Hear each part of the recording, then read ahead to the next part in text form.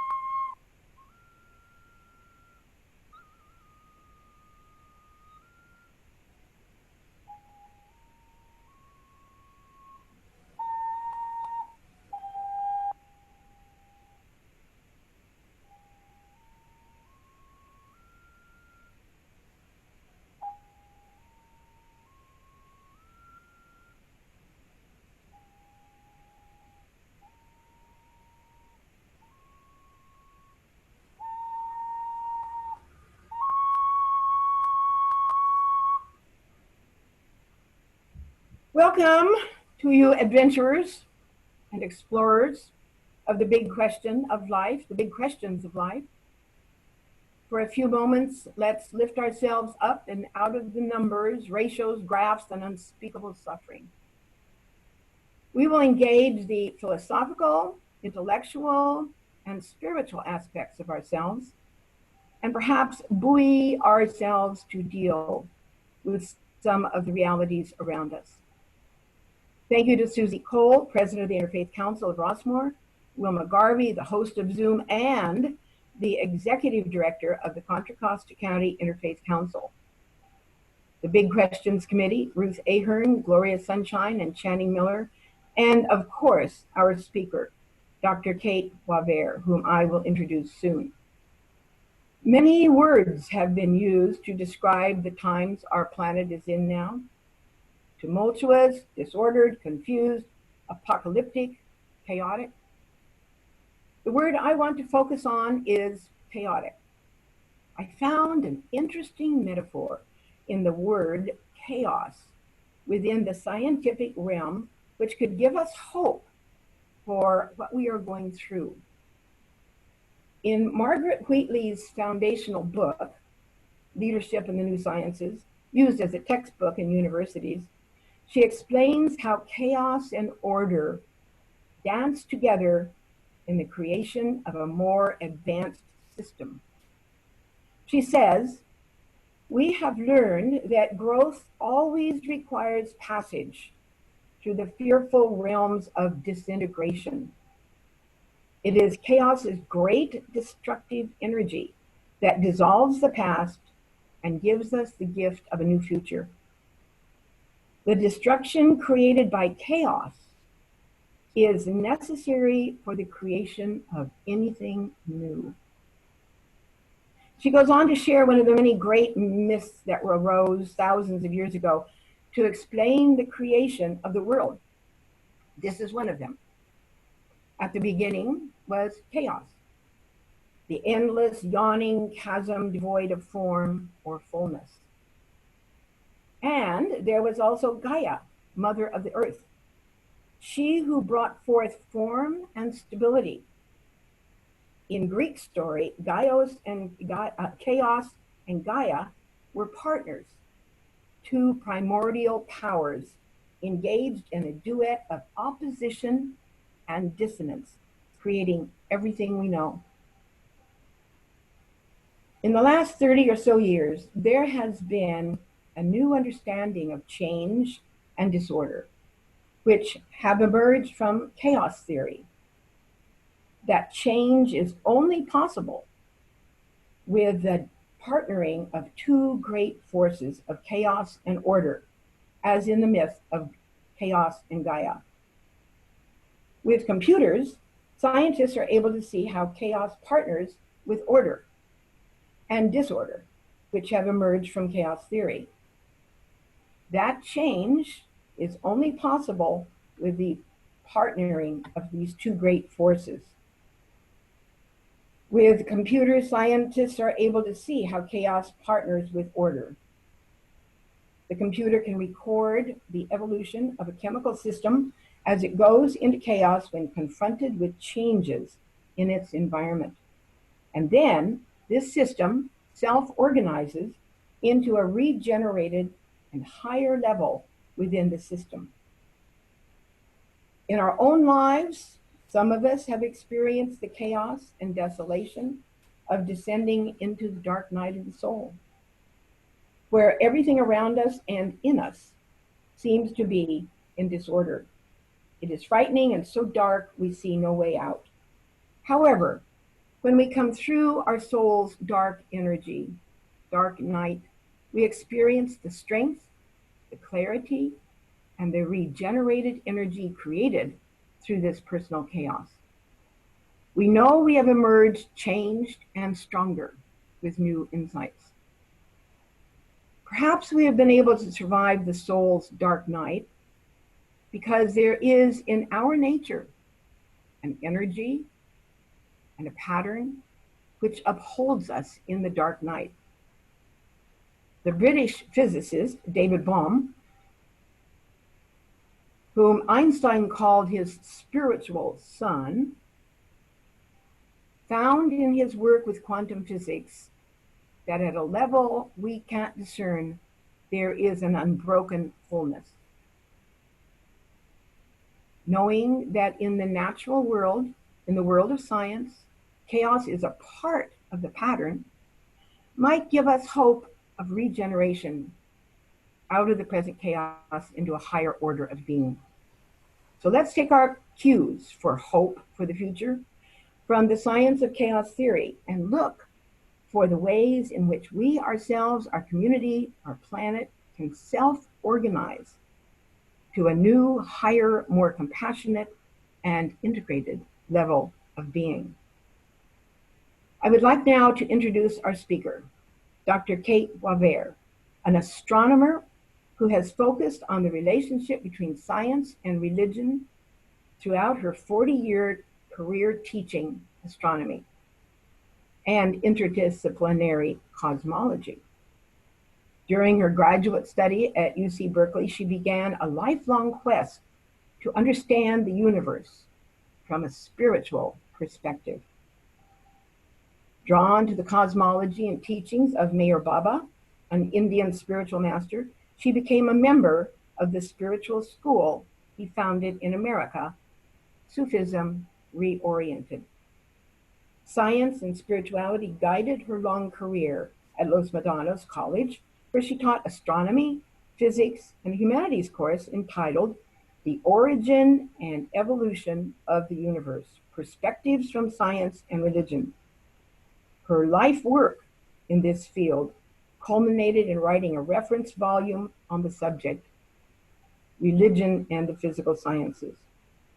The book traced the 20th century scientific breakthrough about the origin, evolution, and future of the cosmos, exploring at each step their relation to religious beliefs as viewed by both scientists and religious scholars and teachers. And now let's hear from Dr. Kate Boisvert. Welcome, Kate. She's muted. And Susie and anyone who was responsible for inviting me to talk with you today, because this subject is very dear to my heart and I have not had an opportunity to revisit it in quite a long time. So it's a great delight to be with you. So I'm going to start by tracing my own life history with science and religion. As a child, I was very religious and I was quite fascinated with creation. I would run to the woods nearby my house and find a stream, and I would just be dying to know where it came from. And then as a teenager, I had the great privilege of singing Haydn's Creation Oratorio with my glee club in a great cathedral. And I was just totally transported. You know, the music was so beautiful, and I just felt I was experiencing the very joy of creation. But I sure wasn't interested in science, and in college I dreaded, pardon me, taking my lab science. But a poet friend suggested I take astronomy.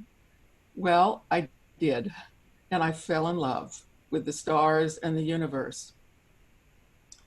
I knew I was in love because I hate to be cold, and yet I would kneel down on the icy ground in outdoor labs at night in the coldest winter in January in New England, and I would draw the constellations.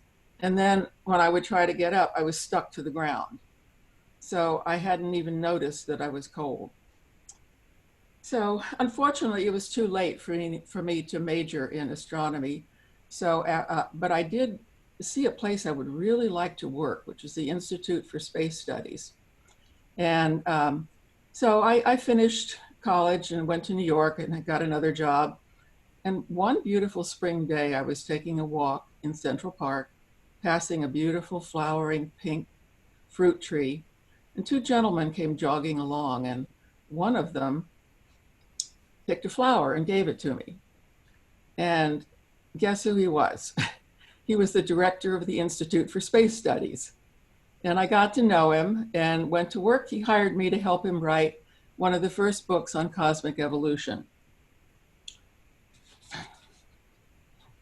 It was a very exciting venture for me, and it really aroused in me again a passion to know how the universe worked. Well, I went to UC Berkeley after that to study astronomy, and I had to do all these physics courses. They were very hard and kind of boring because actually my interests lay deeper. I would say to myself, okay, this is how gravity works, but I really want to know why it exists. What does it mean? A yearning welled up in me, and I remember internally sending out a plea, praying to know how the whole universe works, including people and everything. I read a phrase in Ouspensky, remember yourself. This really stirred me. It made me think I was really much, much more than who I thought I was, and part of a much greater being. So not long after that, I began to receive answers to my questions. Now, the second thing I loved most after the stars was mountains, and I became an avid backpacker. I was drawn to explore a region of the High Sierra called Evolution Basin. And I planned a very ambitious a backpacking trip with a group of friends. But just over the crest of the Sierra, I stubbed my toe and I couldn't go on. So I stayed behind and enjoyed life on a high mountain meadow at 12,000 feet. Then one night, under the brilliant stars of the Milky Way, surrounded by several 14,000-foot peaks, I had an experience of divinity so complete that it absorbed me for days. It was the high point of my life. I was drawn to the teachings of the spiritual master, Meher Baba, where I found some interesting statements relating to science. The law of gravitation, he writes, which all the planets and stars are subject to, is in its own way a dim reflection of the love that pervades the universe. The forces of cohesion and affinity which prevail in the very constitution of matter are positive expressions of love. So my point in telling you all of this is to show how my own spiritual search was actually through science. My passion for the universe was an integral part of my spiritual journey.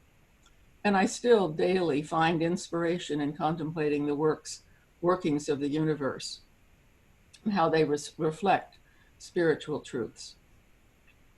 So for me, they go hand in hand. This idea was well expressed in another of Meher Baba's discourses, titled The Rightful Place of Science. It is a mistake to look upon science as anti-spiritual. It is a help or hindrance to spirituality according to how it is used. When properly used, just as true art expresses spirituality, science can be a fulfillment of the spirit. Scientific truths concerning the physical body and its life in the physical world can become mediums for the soul to know itself. but to serve this purpose, they must be fitted into a larger understanding. So, you know where I'm coming from. I see the possibility of fully integrating science and religion. But I'd like to review for you how this subject is approached by a very wide group of scientists and theologians. And I'd like to focus on sort of three basic ways in which they relate. They're either enemies or strangers in irreconcilable conflict, or simply independent and have nothing to do with each other.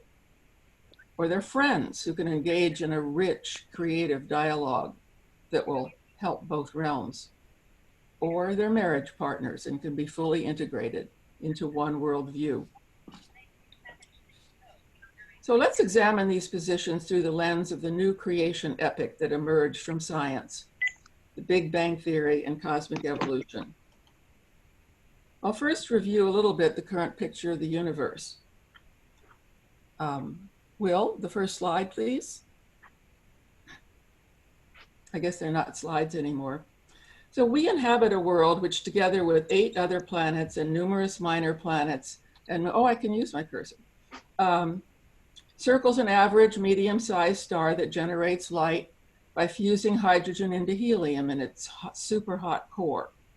Our solar system is about 3/5 of the way from the center out to the edge of a flattened, large spiral galaxy called the Milky Way. It's a vast disk containing hundreds of billions of stars, stretching 100,000 light years across space, each light year being 6 trillion miles. The visible content of these galaxies is only 5% of their mass, the remainder being dark matter, whose exact nature is still unknown. Next slide, please. Other galaxies, such as this beautiful great galaxy in Andromeda, which I know many people love, exist. They exist in family groups called clusters and superclusters. Next picture. We see them out to the edge. Every single image in this is a galaxy. We see them out to the edge of the visible universe on 13 to 14 billion light years away.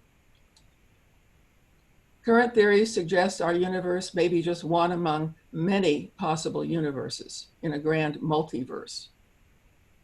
The Big Bang Theory asserts that our universe emerged from an infinitesimal point, unimaginably dense and hot. We can have the next slide, please. This is a depiction of cosmic evolution. Here's the point where it emerged. There's an unstable fluctuation in a background vacuum. It suddenly expanded and began to cool, undergoing rapid transformations in the first second as forces individuated and different particles formed. In this first split second, all of the factors that make the universe conducive to life were set. The particle masses, the strength of each force, etc. They were set at the precise values that are needed for atoms to exist and long-lived stars to manufacture the elements of life and for life itself to exist. The universe continued to grow and cool, and by the end of the first second, we had particles that sound familiar, the proton, electron, and neutron. And also there were the forms, the particles that form dark matter, whose nature is not yet understood.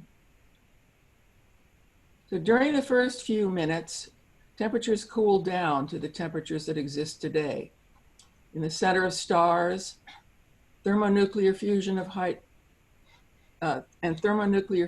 hydrogen to helium occurred.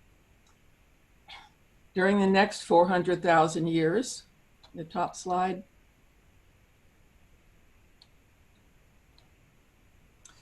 began the era of atoms, and following that, galaxies and stars.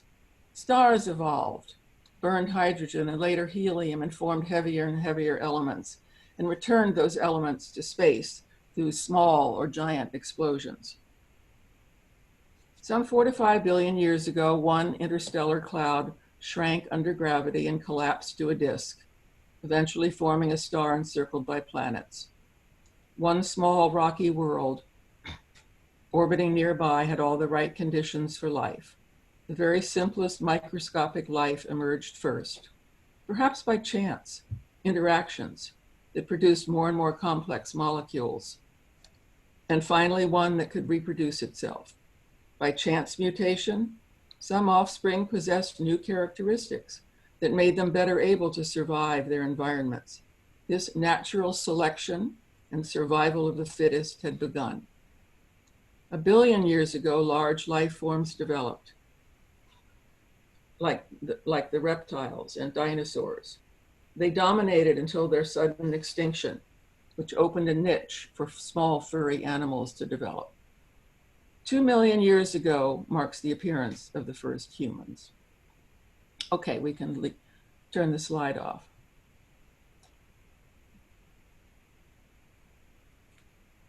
So how does this scientific picture actually relate to religion?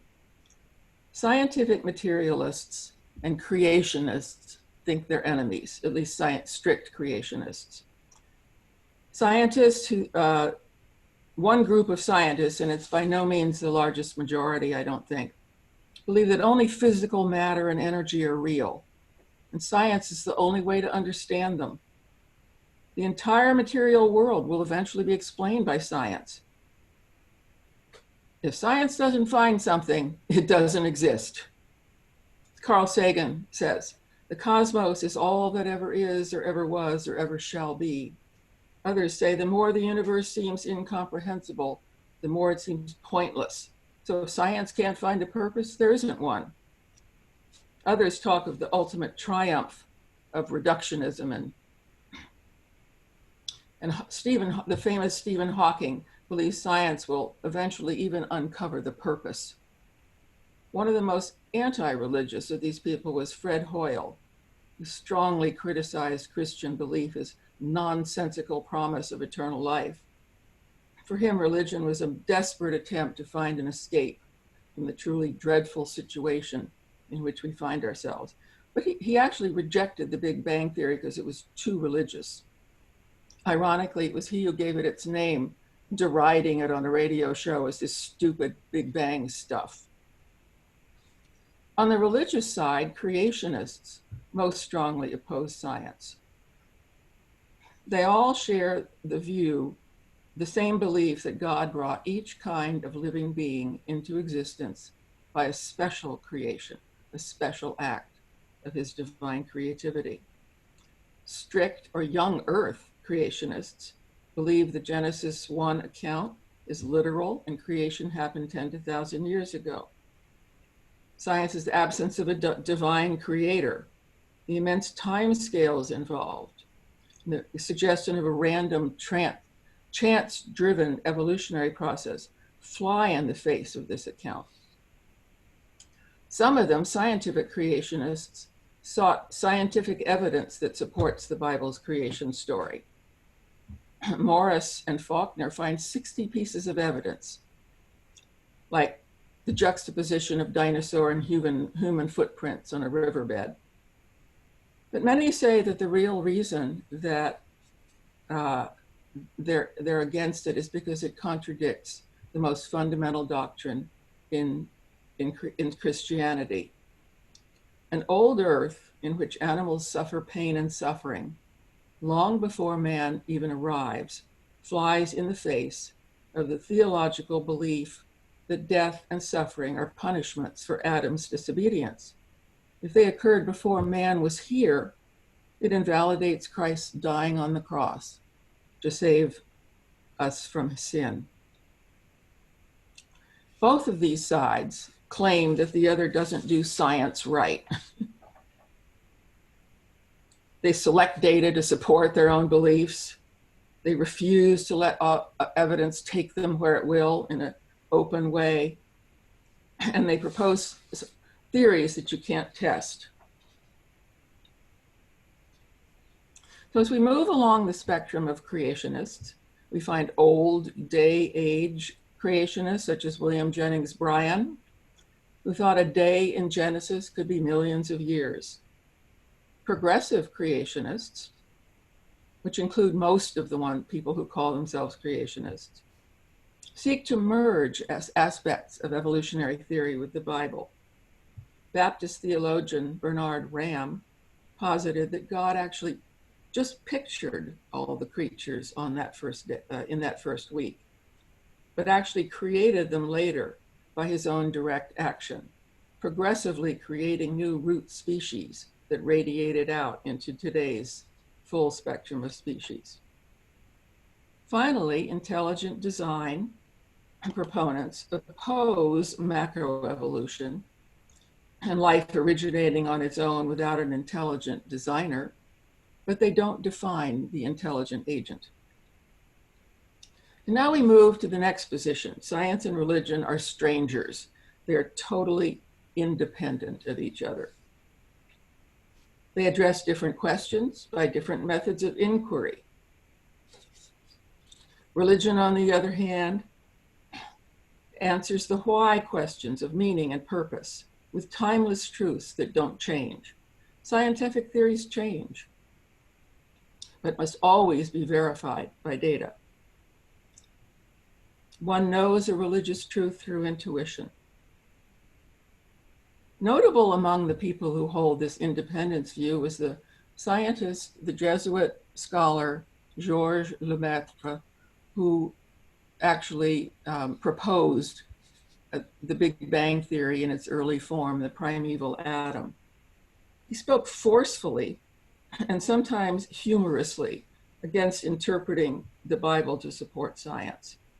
He said, believing the Bible pretends to teach science is like assuming there must be authentic religious dogma in the binomial theorem.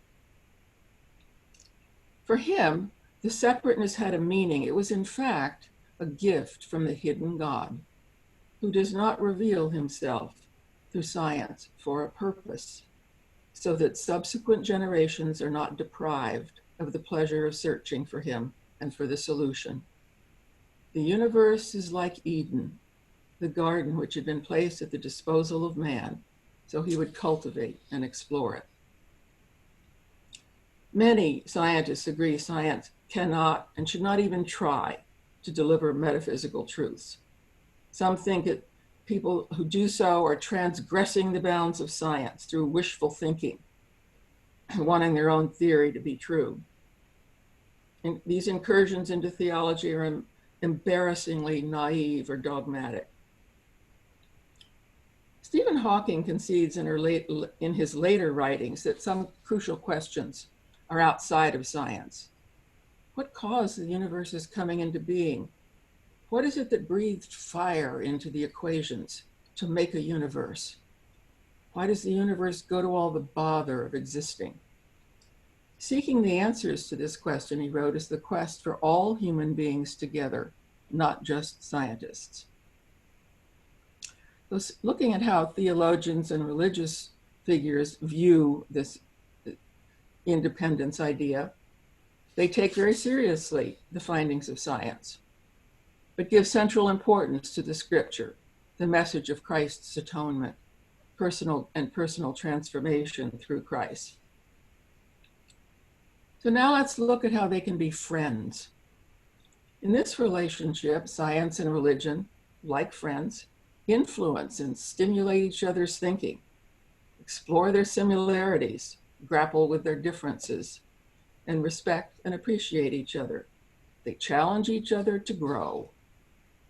They bond in exploring common ground and a possible convergence of their worldviews. There are some wonderful examples of how personal religious or philosophical beliefs of scientists influence the content of their theories and also the practice of their science. Einstein, because he had a personal belief in an unmutable and unchanging universe, and when his own equations actually showed that the universe might be expanding, he rejected the idea. And he stuck in this term in his equation to make it go away. Well, later, the observations poured in revealing the expansion. And he said that was the greatest blunder of my career. Now, the final note on this is very ironic. That term that he stuck in has come into play again in science because we've discovered the universe is accelerating, and that term in his equation would actually produce that acceleration. So he was right after all. His belief in an orderly, predictable universe led him to reject quantum theory with all of its chance and uncertainty. And his famous remark there was, "God does not play dice with the universe." Fred Hoyle's dislike of religion, as we noted, led him to reject the Big Bang.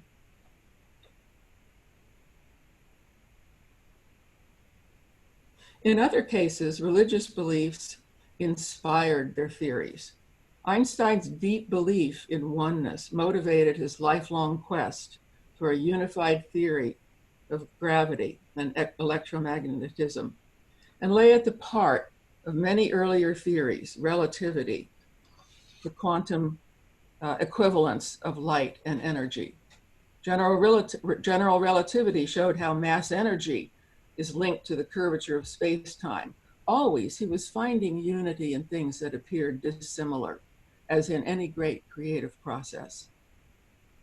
He felt that all the finer speculations in science sprang from a deep religious feeling, and without that feeling, they would not be fruitful. He defined his own religious belief as the most beautiful, as his experience of the mysterious, that glimpse of the most profound reason or the most radiant beauty, the sense that something exists that we can't penetrate. In this sense, he's a deeply religious man. He later called this the cosmic religious feeling. Now, on the other hand, personal belief and spiritual elements affect how people actually do science. He thought that because of their great devotion to the rationality of the universe, Kepler and Newton were allowed to persevere through years and years of very hard work to achieve the laws of planetary motion. He himself, Einstein, stayed in solitary confinement listening to his beloved music for 2 weeks while he was creating the theory of general relativity. Religious or extra-physical experiences often inspired the practice of science and the theories. Nobel Prize winner Charles Townes had a revelatory experience when discovering the laser. The German chemist Pückler famously discovered the benzene ring while dreaming one night of a snake biting its tail. Physicist Joel Primack and biologist Pauline Rudd, for them, the religious qualities of hard work, sacrifice, faith, devotion, and contemplative union with the subject of inquiry are all needed in practicing science. Those are all also elements of the spiritual path. So, personal belief influences science, and science influences personal belief. The immensity and beauty of the cosmos and the grand sweep of cosmic evolution have aroused deep feelings of awe, but also humility at the apparent insignificance of the place of Earth and humanity in the cosmic scheme. Well, I count myself as someone who has been so inspired by the universe in this way. And I'd like now to read you a poem that I wrote about a dying star. Could I have the next slide, Will?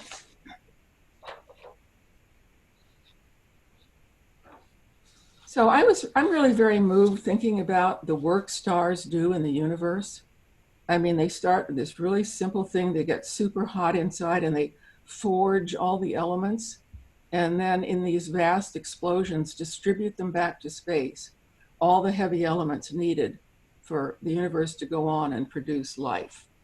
This is one of the most beautiful examples of an exploding star, a supernova, called the Crab Nebula. And this is the poem that I wrote to it. flower of heaven, ode to a dying star. What glories of radiance past reveal your billowing petals? Soft, shimmering light belies the catastrophic moment that brought you to your present state, that rent your very being to the core, shattering your inner life and turning you inside out for all to see. Sheath after burning sheath, your inner core released, revealing to all your labor of a billion years, forging the seeds of worlds to come, worlds of richer life and higher knowing, who will gaze upon your disappearing veils, O glorious flower of death, with gratitude. Okay, we can stop the slide now.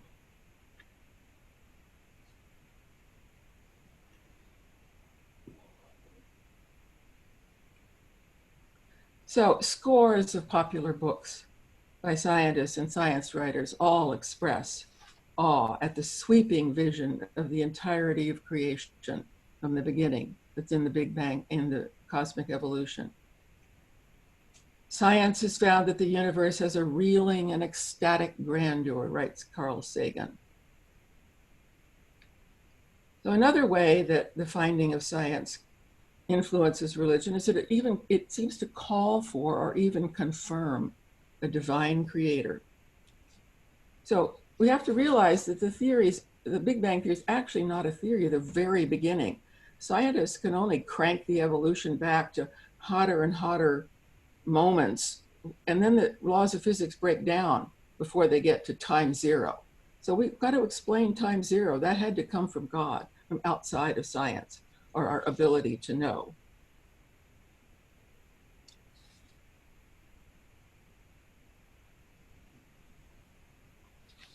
In 1951, Pope Pius XII gave voice to this idea, praising the theory and saying that science has borne witness to the august instant when, along with matter, there burst forth from nothing a sea of light, and the elements split and churned and formed into millions of galaxies.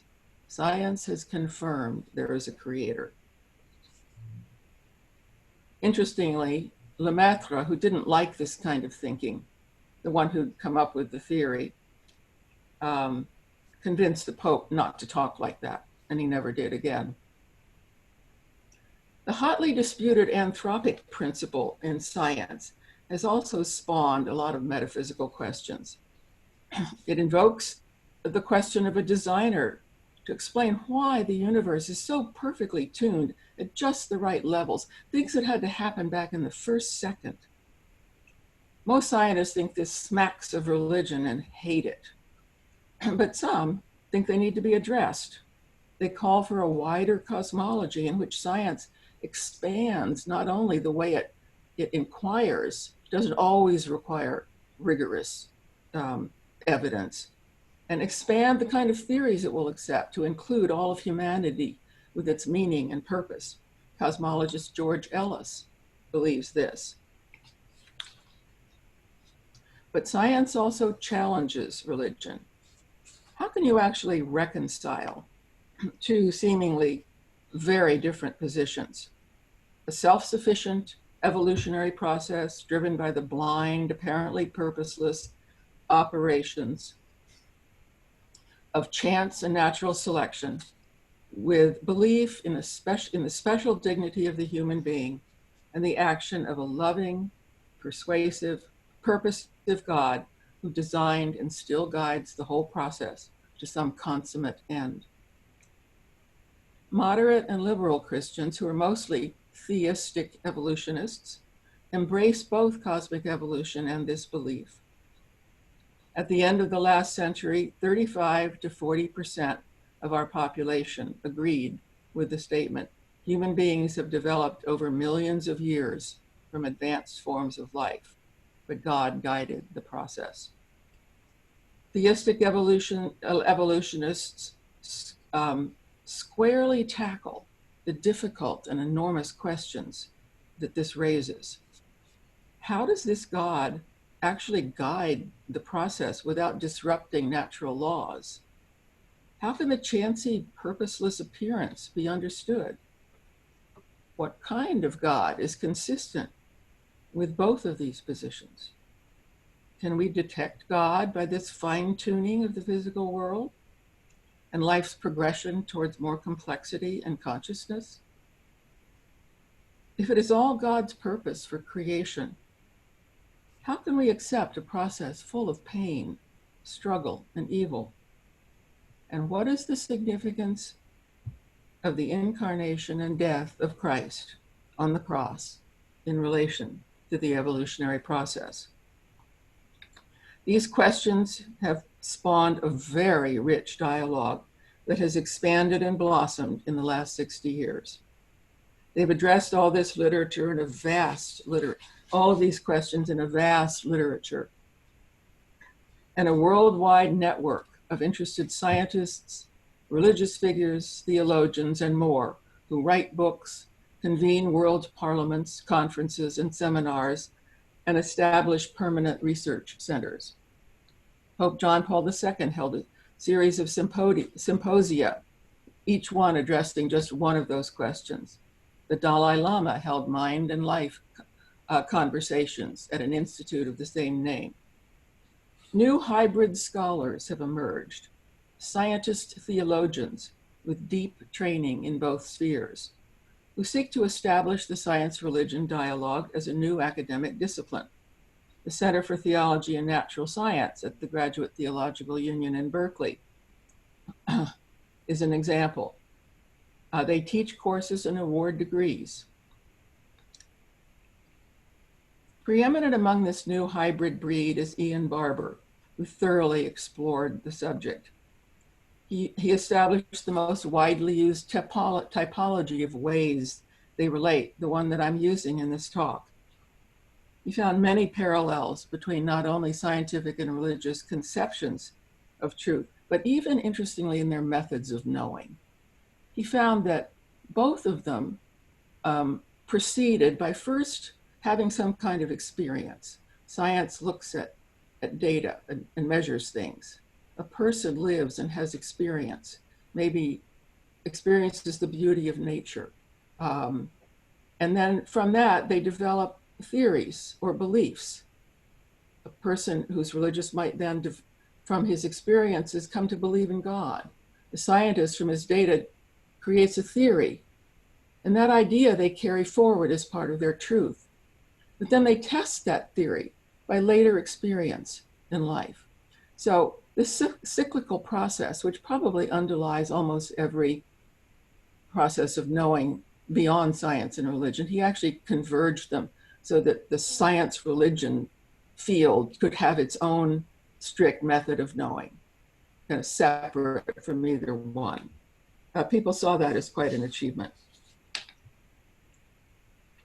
So how actually do theistic evolutionists interpret religious truth in the light of science? Excuse me.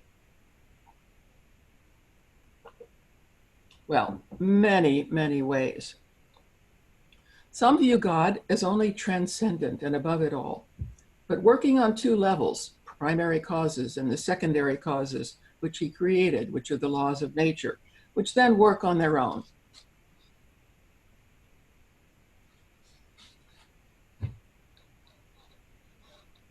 The theologian Karl Rahner believes that evolution is actually driven by the indwelling of God's power of transcendence, which creates in them an urge to develop into something new. Others see God as both transcendent and immanent or dwelling in nature, imbuing nature itself with its own creativity and power to go beyond itself. Arthur Peacock believes this new dynamic evolving cosmos necessitates a change in our concept of God. He indwells in nature to create through the inherent creativity of the very stuff of the world, making things make themselves. He uses rich metaphors for new concepts of God. A mother who gives birth to the world and within her own body. A composer who's still improving and creating his symphony. a choreographer who allows individual decisions on the part of the dancers. Process thought, the metaphysical system of philosopher Alfred North Whitehead, posits that a series of events and processes of change are more real than material objects.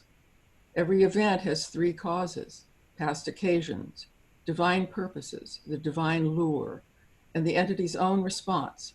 And it has both interior and exterior aspects. God is present in the interior one, always offering possibilities and inviting and encouraging all of creation in a persuasive way toward his goals. Others address how we can actually bring Christ into the evolutionary picture as the final culmination of evolution. In one of these theologies, God self-limits his own being to allow space for creation to manifest, evolve, and have freedom. This final self-limitation took its ultimate form in Christ's crucifixion and resurrection, and his resurrection initiated the redemption of evolution. Ronner thinks that a transcendent God bestowed on all things the power to transcend themselves, but only humans could receive and give God's gift consciously.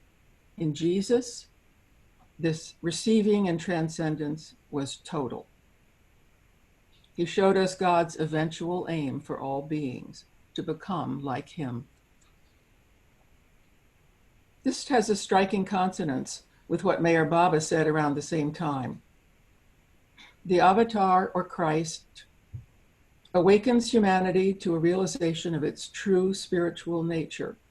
He leaves for posterity the stimulating power of his divinely human example, the nobility of a life supremely lived. He has demonstrated the possibility of a divine life for all humanity, of a heavenly life on earth. Teilhard de Chardin, in his Phenomena of Man, also proposed an evolutionary process culminating in a cosmic Christ. Consciousness is central. In one grand trajectory, spirit-infused matter achieves more complex outer form and greater consciousness. The human consciously joins this process and helps to spiritualize and transform it through love. A collective global human consciousness emerges and attains its highest state in the cosmic Christ, or omega point. Thus, divinity is the goal, an immanent driving force through the whole evolutionary process. Now, many of these viewpoints really verge on presenting whole integrated systems. So I'll now turn directly to the subject of how science and religion can be fully integrated. One of the most comprehensive, I can take the slide of Meher Baba now.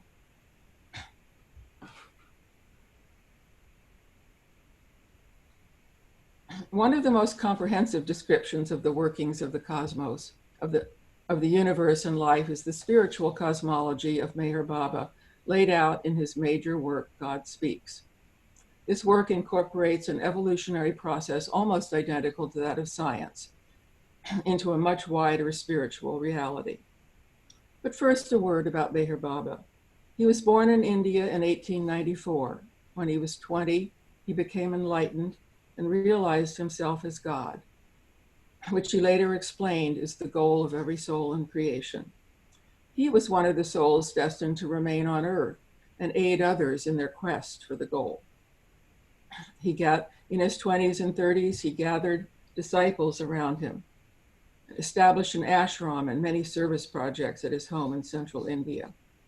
In the 1930s, he worked with advanced souls all over India, made his first trips to the West, gathering his Western disciples. He would do some of his major work there, establishing centers and the spiritual school Sufism Reoriented. He said America is ripe for spiritual advancement and eventually will lead the world spiritually. In the late 1950s and 60s, he had many periods of seclusion to do his inner work. The culmination of his outer work was a great assembly he held in 1962 called the East-West Gathering, where he brought together followers from East and West who initiate the great process of joining these two great arcs. He passed away in 1969. So let's have his slide now on the chart. So his American woman disciple, Rado Gailey, painted this chart to depict his cosmology. Transcendent God exists in two states, in the beyond state, which is likened to deep sleep, and in the beyond state, where once surged a whim and sudden urge within God to know himself more fully and explore himself more fully. The drop soul of his ocean emanated from the creation point and began a long journey of experiencing itself as all the different forms of the natural world. He first gained experience of the proton and electron, and then the atom, then a particle of dust or stone. Even a stone, Meher Baba says, has rudimentary consciousness and carries that forward, all the things it experiences. What happens next is a pattern of development that repeats itself over and over, whereby consciousness grows through experiencing life in ever more complex forms in each of the kingdoms. After stone and metal, goes into vegetable forms, then worms, insects, and reptiles, then fish and birds and animals, mammals. In each form, the soul receives impressions called sanskaras that hold all these experiences, memories, in a coded form, much like a little movie inside you would record everything that you experienced. The reels of these little films are carried along from lifetime to lifetime. This process, after dying, this process occurred throughout a vast universe of billions and billions of galaxies, each containing millions of worlds. The whole process is driven by God's desire to fully know himself. Always there is the urge to know more. Evolution ends with incarnation in the human form, which is fully conscious, but only of the physical world. The soul now embarks on the third major phase of its grand journey, reincarnation in millions of human forms. Through all these incarnations, the soul experiences every kind of human life. After each life, there's a period of reviewing all the experience just gained, learning the lessons of that life, which are then distilled into the intuitive makeup of the soul in future incarnations. When enough experience is gained, the soul tires of the world. It's drawn to look inward. It is ripe for disentanglement from the physical world, and it begins its homeward journey, now embarking on the phase of involution, in which it begins to unfold higher and higher consciousness,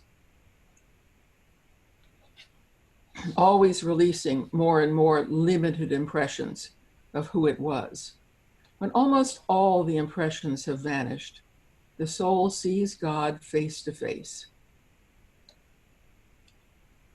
and yearns to become one with him. With the vanishing of the last trace of impression, the soul realizes himself as God, thus achieving the final goal of life. Of supreme importance in this process is the very first soul who ever achieved God realization and became the special being called the Avatar or Christ. When this soul first saw God, the intensity of its love and yearning drew the attention of God, who gave the soul God realization. As this first fully realized soul in human form, he established the existence of the new personal God who incarnates over and over again in human form. The divine drama was now concluded. Okay. I'm going to go on now.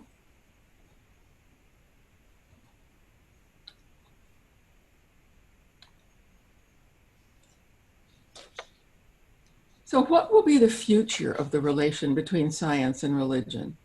Much deep and careful thought has characterized science and religion's joint search for unity. This coming together appears to be part of a greater transformative process humanity is now undergoing. Although things look dire and chaotic at the moment, Baba says that the agonizing travail that we experience now is all part of a great spiritual rebirth of mankind into a new humanity and a new order of being. Two great arcs of learning have characterized the work of humanity over the past several hundred years. The East has explored and mastered the world of spirit, the world of religion. The West has explored and mastered the outer world of matter, the world of science, and greatly improved the lot of humanity. In the age to come, as my faith tradition views it, these arcs will merge into a new unity, and a new way of being and knowing will emerge. Something will happen that has never happened before. More and more people are becoming ready to experience divinity while living on earth, even while engaging in the mundane activities of life. This new state has been heralded as the new creation, or in Christianity, the kingdom of God on earth. How will science and religion relate then? They will work together as one, hand in hand. Thank you.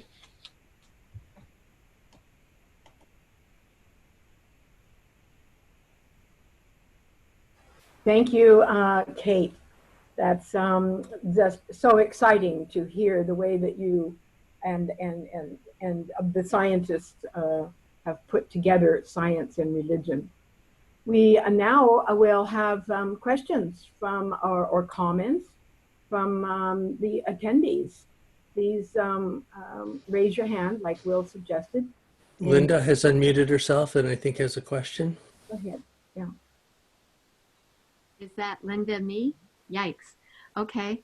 I apologize. I had to be away for the whole talk except to hear the beautiful words of the ending of the new creation and heaven on earth. So I'm hoping this question wasn't addressed properly. And if it was, just tell me to go listen to the Zoom. However, I would love to know, as the human mind evolves to become one which is capable of streaming from other dimensions and bringing together many dimensions into one awareness of being, there will be, I would think, much more presence in the now. Can you comment on that and speak to that a little bit? Well, I can't imagine that wouldn't be true. I think if one is living fully in the now, I mean, I can just speak for myself. If I didn't have all these silly worries and reactions and stuff, you know, if I could just kind of be a little freer from them, I could be totally there in a moment. So I think that humanity is going through this process right now of shedding everything that's wrong with it. I think that, I mean, your whole idea of what's going on now, Sarah, that you spoke to at the beginning, you know, hopefully this chaos is going to lead to righting the injustice. Mayor Baba said he wanted to just get away with, eradicate this inequality among different groups. And and not have some people rich and some people poor and so forth. I can't think of a good way to say that, but people who are naturally out of love want to help anybody who needs it. So I think that, yes, absolutely. We'll all be more present in the now. And as such, the brain may not be working in the way that we currently. Oh, yes, absolutely. That's very important. We're actually moving from the age of reason into the age of intuition.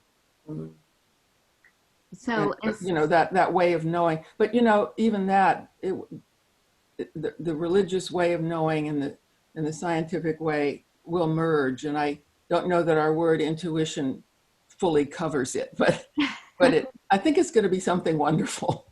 yes, yes.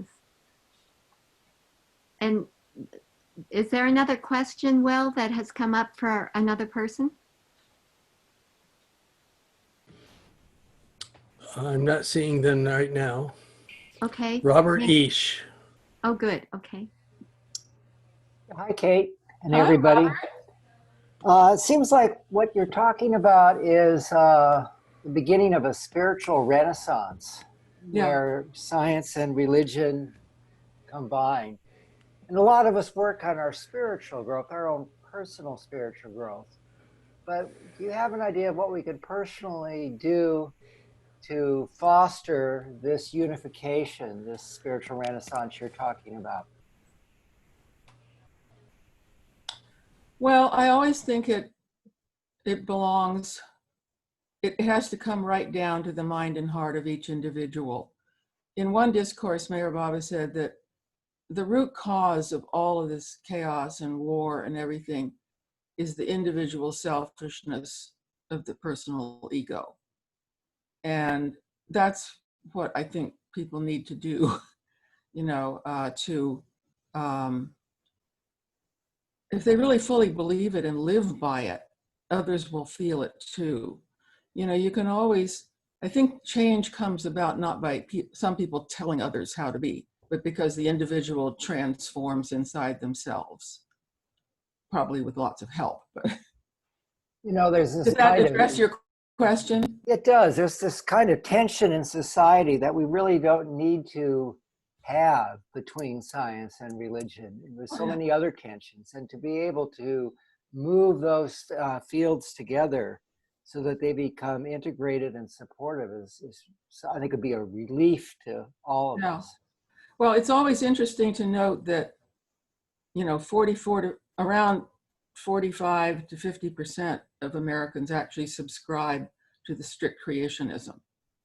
So it's, and of course, that doesn't mean that they're not, you know, that's just kind of the intellectual stuff. That doesn't mean that any one of them might deeply in their heart of hearts not be a selfish person and actually be working towards some great good, you know. It's just, this is the, so. Thank you. Yeah. Did I see Susie's hand? No. I'm looking for either hands like this or hands like this under the reactions button. Or you can unmute yourself to ask your question.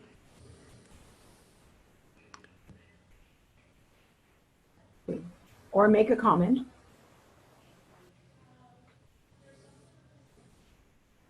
I'll ask. Yeah, Edie McLeod. Yeah. Go ahead and unmute yourself, Edie.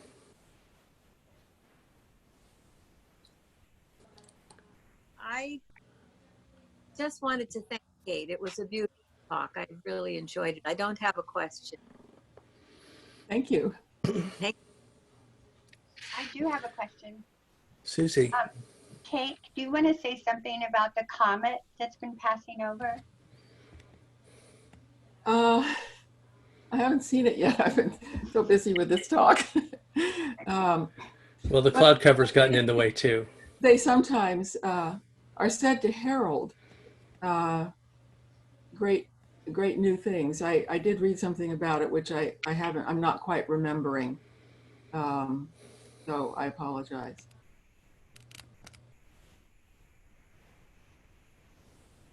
You know what? I will say one more thing in response to the gentleman from Washington. I'm sorry, I don't remember his name. Was it? Anyway, Robert. You know, this talk was all about kind of, in a sense, pretty intellectual, abstract things. And one way I certainly hope science and religion begin to relate more is in the actual world of action. And I keep thinking about how they could work together, and how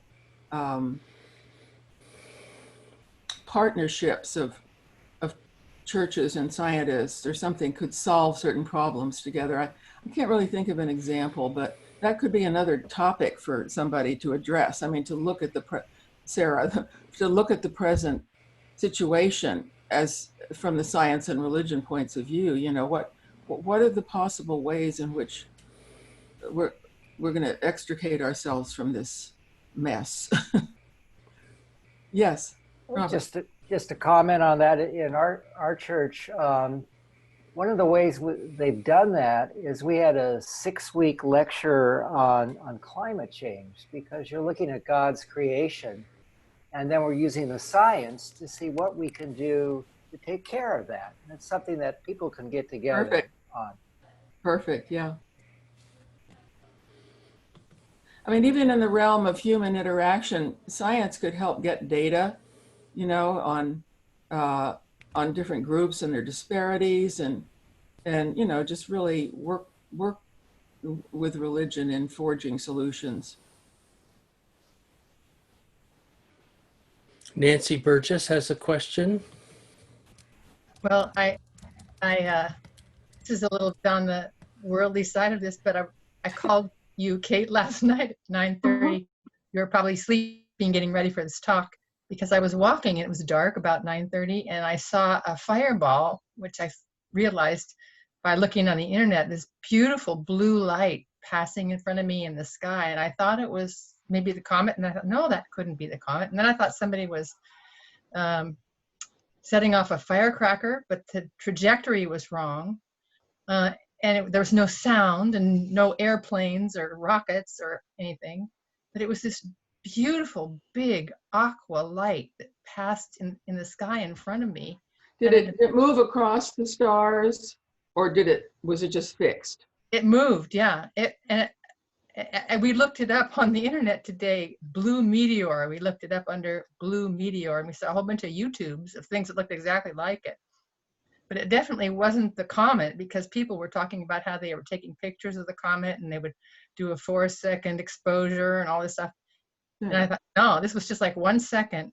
And, you know, if you think of a size, you know, I mean, there were things on the internet that were like this big in your perception, and this one was like as big as a baseball. Did any of the things on the internet say what they ended up being?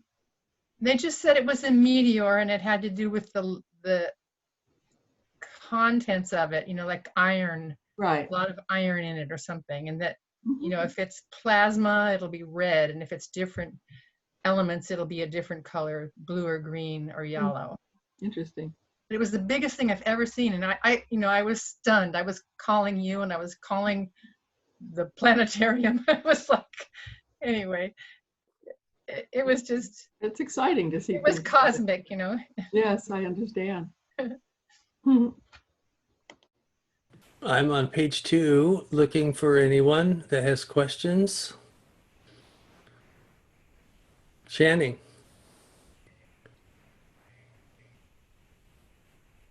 Kate. Yes. Hi, my name's Channing. Hi, Channing. I'm on the Interfaith Council with Susie. Yes. And yeah, my question is, are you familiar with Fritjof Capra? Yes, the Tao of Physics. Correct. Now he's someone who came into the world's knowing him in the 70s. Right. And I have followed him in much of his reaching out to people in religion over the years. And so I recently read an article that was talking about how things were going to come together. And I'm just wondering if if you know of him, if you, what is he doing now? You know, that I don't know. I haven't kept up with this field very well. And I didn't bring him into this talk because I didn't address one whole other big area in which there's a tremendous science and religion dialogue, and that is in the ultimate constituents of matter. And that's where his work, you know, really came into play. It's a fascinating subject, and I can just briefly talk about it, but that wasn't your question. No, that's okay. I had a very open-ended question. Okay. I was just wondering what he's working on. Well, as scientists, let me think about what we're.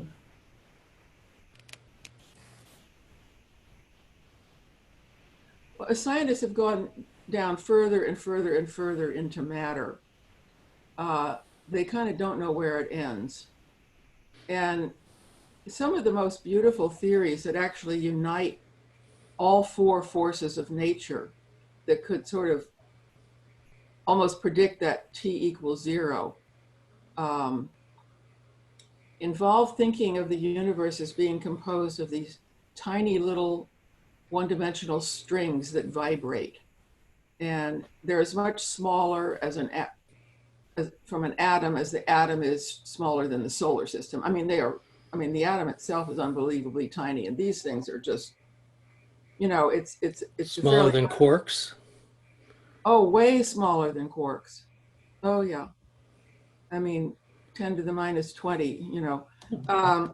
But the idea of everything being composed of these little strands has very interesting echoes in Meher Baba, where everything is composed of these Sanskaric impressions, which are like little strings.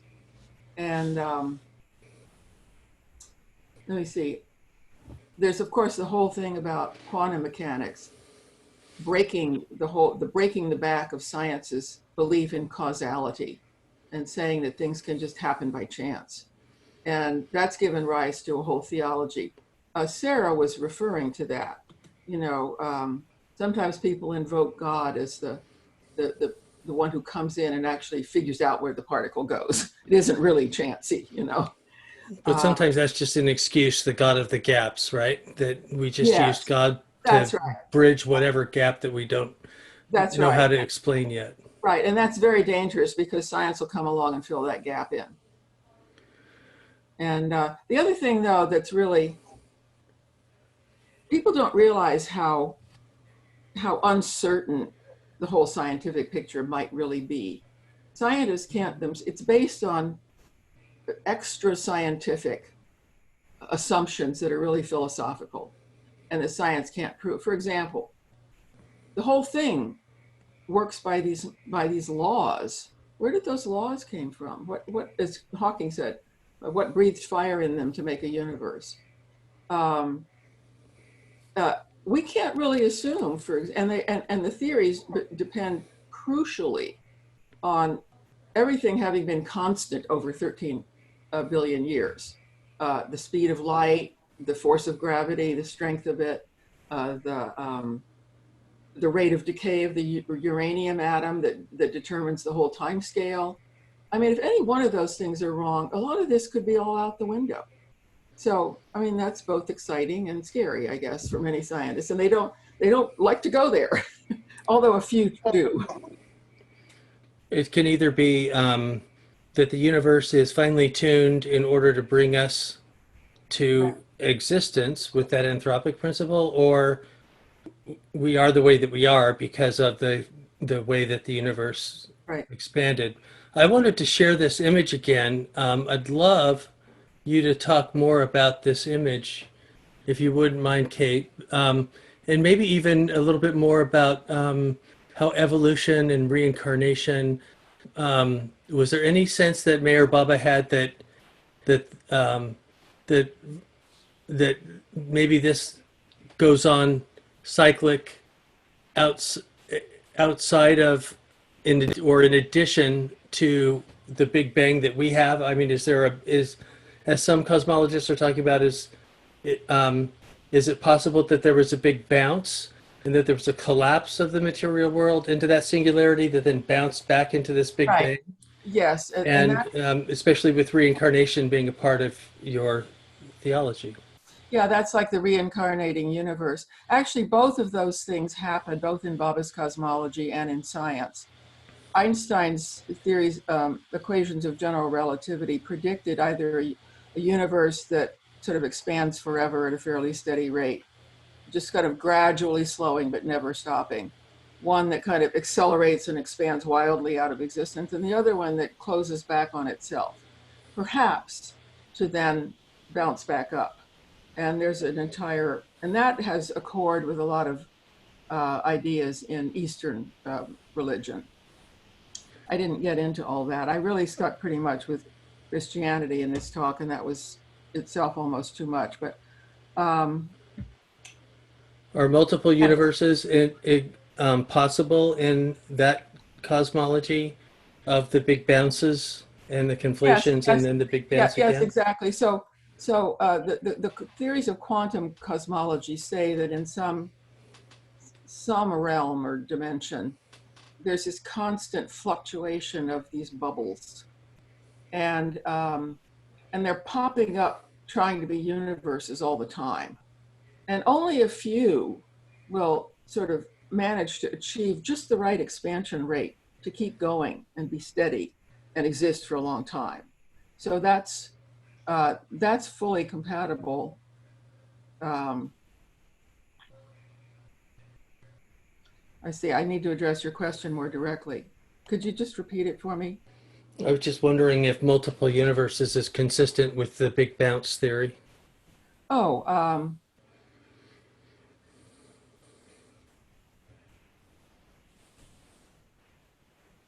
well, I don't see why not.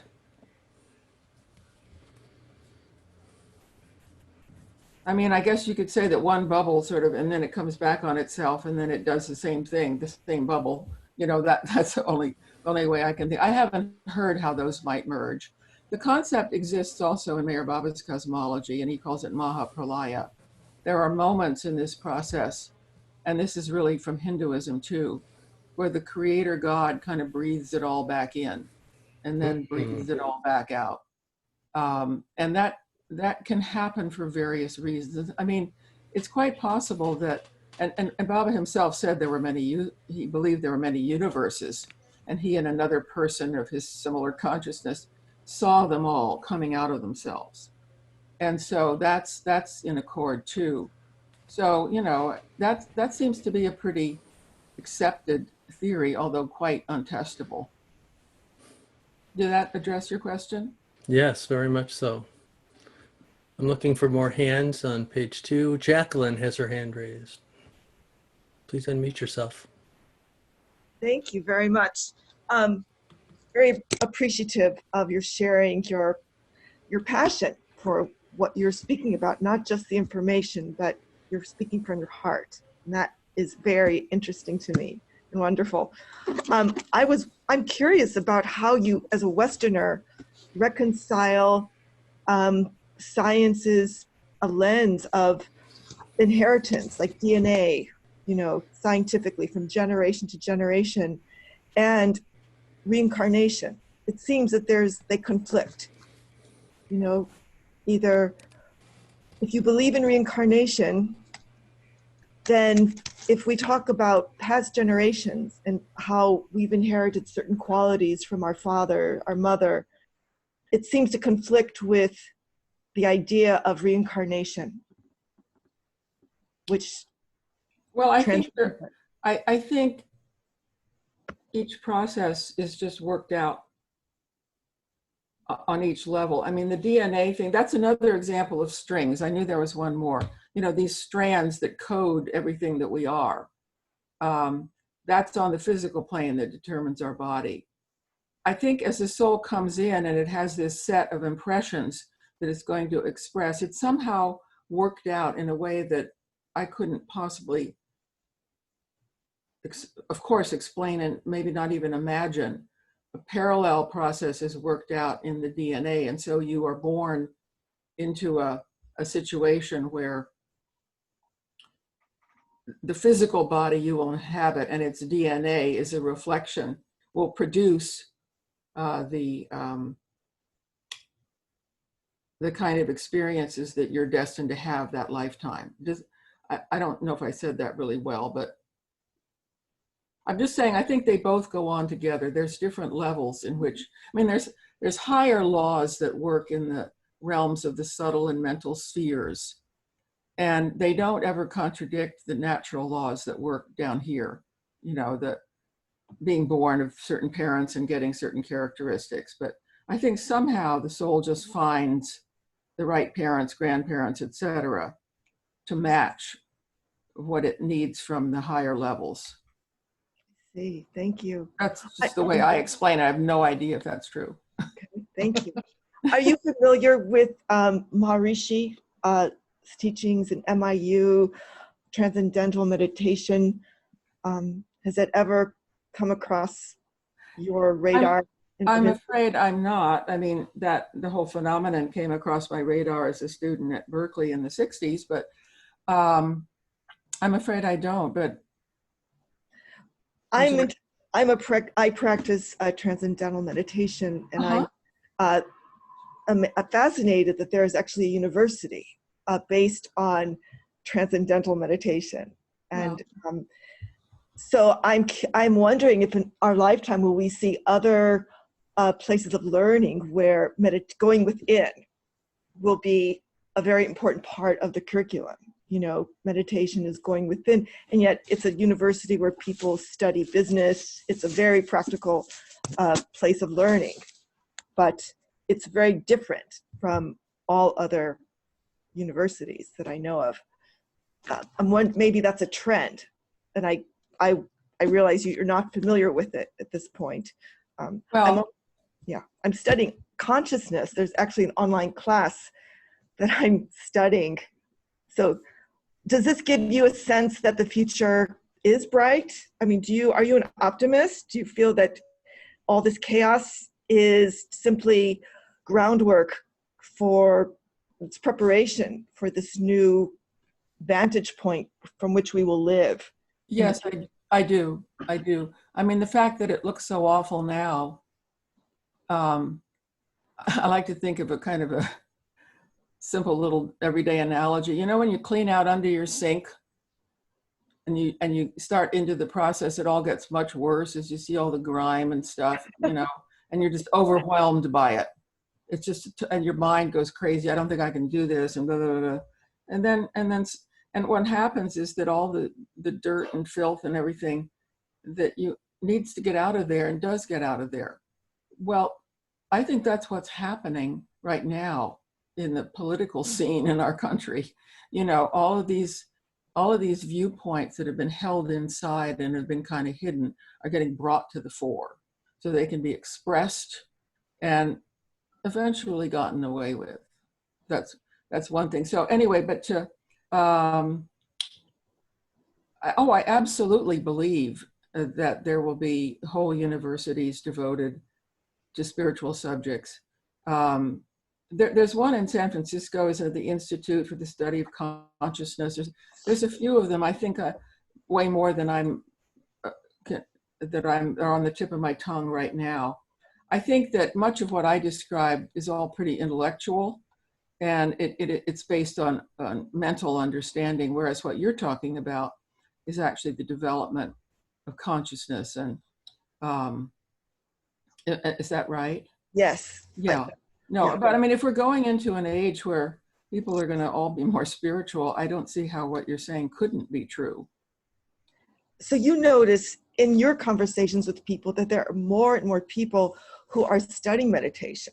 That's what I seem to observe. Oh, yes, it's penetrated psychology. I mean, a lot of the psychologists I know are using some kind of meditation. You know, there's mindfulness, and I just think that, I mean, that's a whole other way in which, at a more experiential level as opposed to mental level, that science and religion are coming together.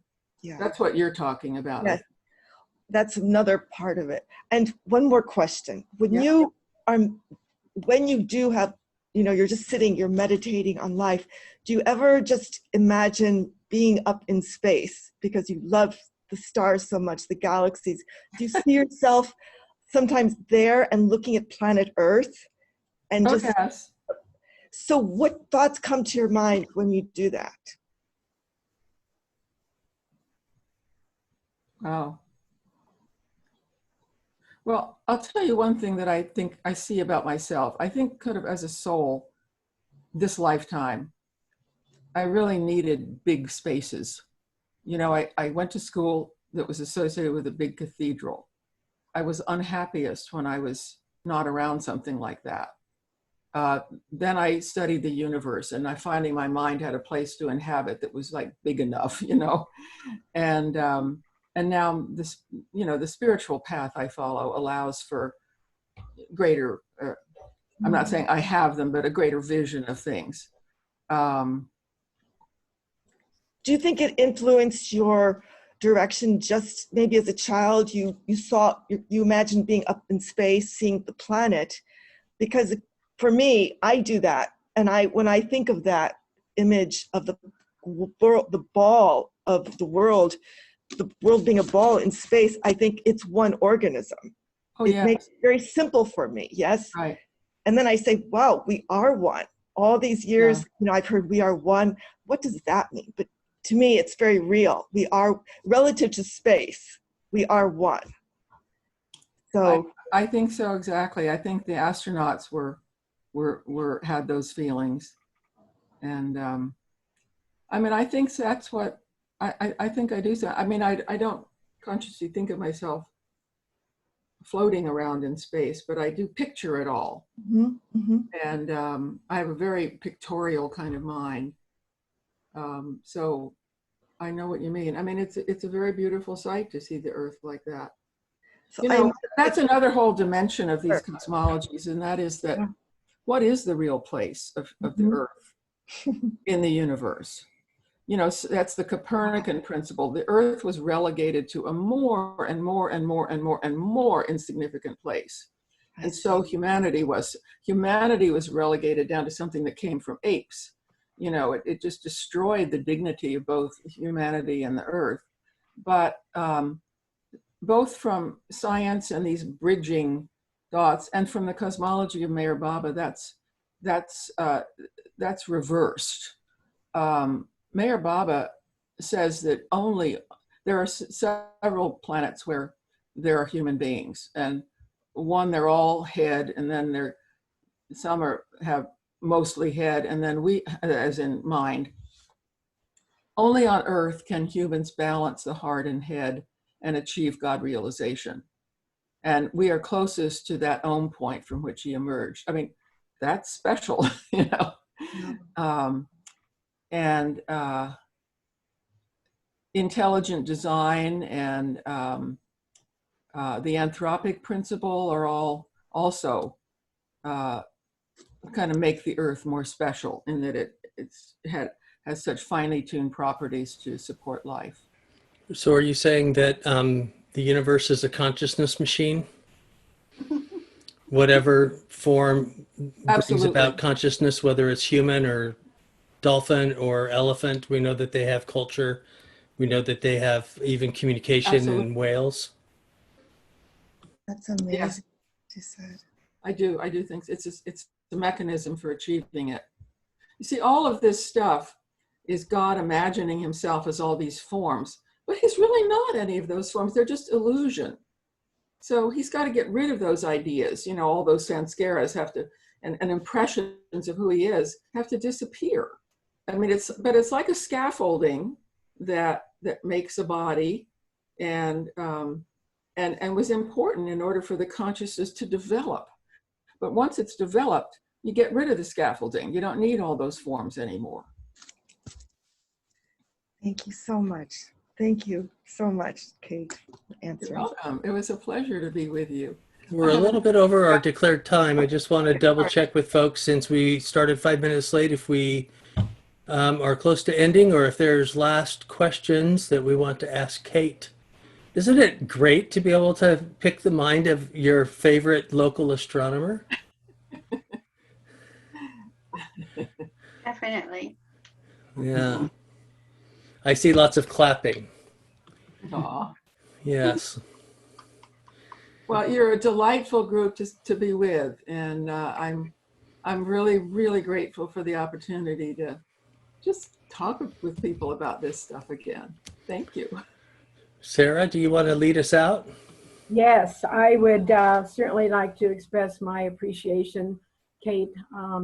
You presented what for me is a very encouraging view to get rid of that false dichotomy between science and religion, that the future is science and religion working together. And I didn't find your sharing extremely intellectual. I think that there was a lot of heart in it, and a lot of passion, like I think somebody mentioned. I remember somebody said, scientists may not believe in God, but God believes in them. I just think that one thing that we in the Interfaith Council really look for in the big questions is the golden threads that go through all of the higher truths of the religions. And there are many, and the more golden threads we find that weave through the religions, the more integrated we feel like we can become. And those of us that are interested in the search for integration and for the wonder of the reality, the true reality of the world, we experience that joy within ourselves because we see how we can indeed become one. We're body, mind, and spirit. We can become one in spirit. So I just thank you so much, and it's just been absolutely just inspiring. Oh, thank you. Can I just share, I want to speak to one point you just made. I don't remember if it was Mayor Baba or one of my teachers at Sufism, said that scientists are simply God trying to figure himself out. Yes. Thank you for having me. Thank you. And thank you, Will, Susie. Thank you, Will. Everybody. And thank you, Kate. Thank you. See you in another month. Thank you very much. Thank you. Have a great week, folks. Be well. Bye. You too. We'll look forward to next month's presentation. I'll send out a note. Thank you.